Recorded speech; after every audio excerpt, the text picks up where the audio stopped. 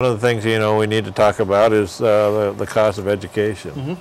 Cost of education, we need to make sure we have good quality educators for our kids in our school. We need to make sure that we can provide the proper education so our kids can be not only doctors but also scientists and stuff like that. Right. What is your way of helping to pay for that? Well, obviously, it's something that is based on perhaps a tax system that is kind of regressive and unfair. It certainly hits lower income and middle income people the most.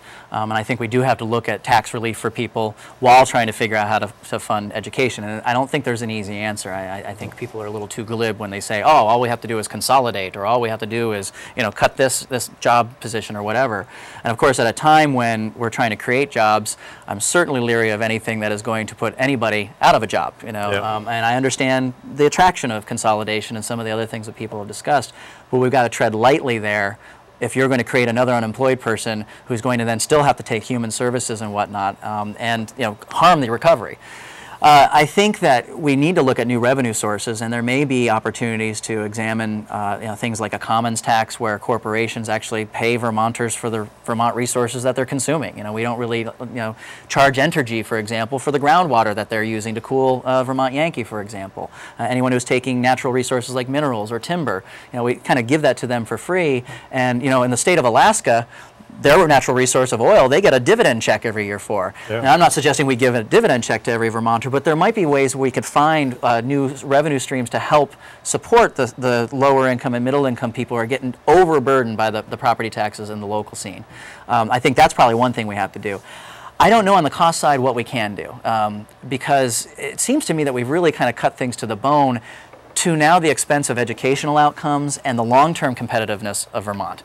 Like you said, we want the kids to become doctors and scientists. We want them to be good contributing members of our community and our economy and not have to go off to other places to find jobs. And we also want them to be competitive in the job market so we can attract new businesses here.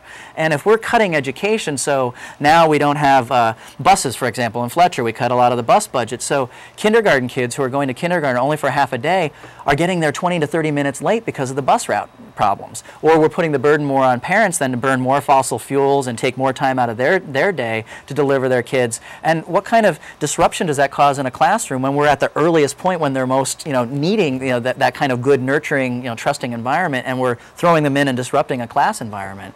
So I think that we're being kind of penny wise and pound foolish in a lot of ways, and not looking at education as an investment.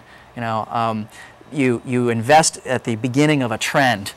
You don't wait until the trend is almost over. So you invest early in education, you're going to get a great return on investment later, several dollars for every dollar you spend now. And that means that maybe we need to just say it's not a cost center, but it's an investment on something in the future. And we really need to look at other ways to generate the money to be able to continue supporting it. That's why I look at things like a commons tax.